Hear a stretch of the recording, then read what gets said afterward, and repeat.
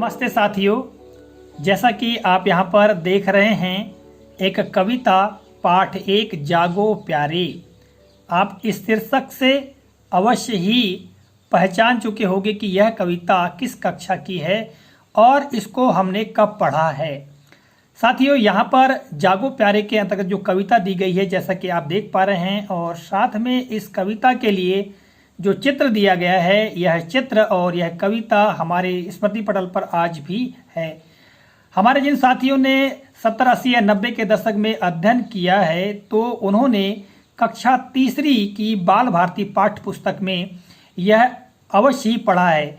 बाल भारती पाठ्य पुस्तक के पाठ एक जागो प्यारे के रूप में यह कविता दी गई है। आइए इस पाठ्य पुस्तक का कवर पेज हम देखते हैं। जैसा कि आप देख पा रहे हैं, बाल भारती कक्षा 3 की यह पाठ्य पुस्तक है और इस पाठ्य पुस्तक का हमने अध्ययन किया है। आइए कविता को हम देखते हैं और इस कविता को पढ़ करके पुनः अपनी यादों को ताज़ा करते हैं। साथियों, आप चाहें तो अपने विद्यार्थियों को या अपने बच्चों को इस कविता को सिखा भी सकते हैं, बता सकते हैं कि यह कविता हम अपने समय में पढ़ा करते थे। आइए प्रारंभ करते हैं।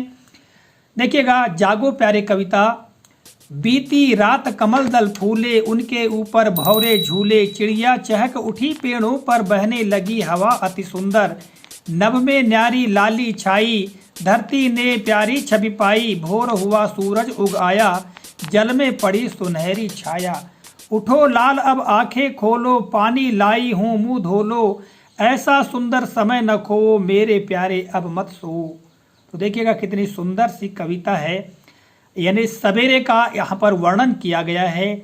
जब एक बच्चा सोता है, उसकी माँ उस बच्चे को जगाते हुए कहती है, क्या कहती है, इसका अर्थ यानी भावार्थ को एक बार हम समझ लेते हैं। हमारे बच्चों को या हमारे विद्यार्थियों को हम बताएं, और यदि इस वीडियो को हमारे विद्यार्थीगण या बच्चे देख रहे हैं तो वे इसका भावार्थ भी समझ लें।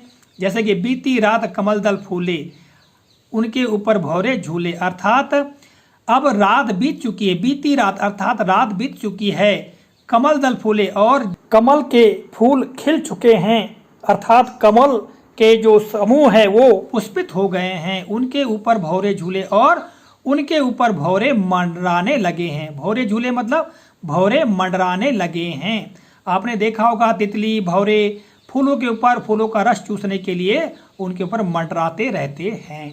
अगले दो पंक्तियों में कहा गया है कि चिड़िया चहक उठी पेड़ों पर, बहने लगी हवा अति सुंदर, अर्थात चिड़िया जो हैं पेड़ों के ऊपर चहचहाने लगी हैं। आप देखते होंगे सवेरा जब होता है तो चिड़िया पेड़ों पर घरों में चहचहाने लगती हैं। बहने लगी हवा अति सुंदर, और जो हवा है ठंडी ठंडी हवा, बहुत ही सुंदर हवा बहने लगी है।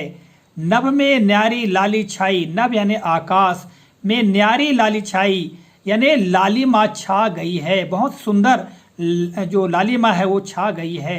धरती ने प्यारी छवि पाई, और जो धरती माता है वसुंधरा है, इस वसुंधरा ने, इस धरती ने एक प्यारी सी छवि अर्थात शोभा सुंदरता, अर्थात धरती ने शोभा और सुंदरता प्राप्त कर ली है। अगली दो पंक्तियों में कहा गया कि भोर हुआ सूरज उगाया, जल में पड़ी सुनहरी छाया।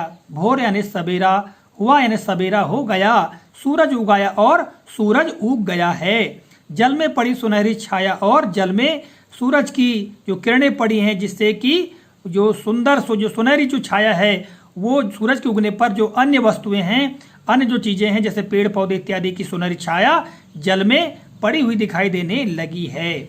आगे है, माँ कहती है अपने बच्चे से कि उठो लाल अब आंखें खोलो, यानी हे मेरे बेटे, लाल अर्थात बेटे, उठो लाल अब आंखें खोलो, पानी लाई हूँ मुंह धोलो, यानी हे मेरे प्यारे बेटे आंखें खोल लो, मैंने तुम्हारे लिए पानी लाया है, अब अपना मुंह धो लो। ऐसा सुंदर समय न खोवो, मेरे प्यारे अब मत सो। माँ कहती है कि यह बहुत ही सुंदर समय है, सवेरे का समय जो है बहुत ही सुंदर है, इसको अब बिल्कुल मत खो। मेरे प्यारे बेटे अब तुम बिल्कुल मत सो, अर्थात उठ जाओ। तो इस तरह से यह सवेरे की एक कविता है, प्रातःकाल की कविता है, जिसमें माँ अपने बेटे को जगाती है और प्रकृति का वर्णन, सवेरे का वर्णन करती है। और इस कविता में प्रातः काल का वर्णन किया गया है, जैसा कि आप देख रहे हैं। और देखिएगा यहाँ पर नीचे प्रश्न और अभ्यास दिए गए हैं, ठीक है। और इनको देख करके आप समझ गए होंगे, जैसे कि प्रश्न उत्तर दिए गए हैं, है ना। कौन किसको जगा रहा है, कमल कब खिलता है, कमल के ऊपर कौन झूलने लगते हैं, सवेरा होने पर आकाश किस रंग का दिखाई देता है, सूरज निकल आने पर धरती की सुंदरता कैसे बढ़ जाती है, सूरज निकल आने पर पानी पर कैसी छाया पड़ती है, हमें सवेरे जल्दी क्यों उठना चाहिए। तो इस तरह से ये प्रश्न है, ये भाषा अध्ययन दिया गया है, अर्थात व्याकरण का ज्ञान। तो यह कविता थी और साथियों इस कविता को इस वीडियो के माध्यम से आप तक प्रेषित किया है। आशा करता हूँ यह कविता काफ़ी अच्छी और लगी होगी और हमारी यादें ताज़ा हुई होंगी। मिलेंगे अगले कालखंड में किसी नए प्रकरण, नई जानकारी को लेकर। तब तक के लिए जय हिंद, वंदे मातरम।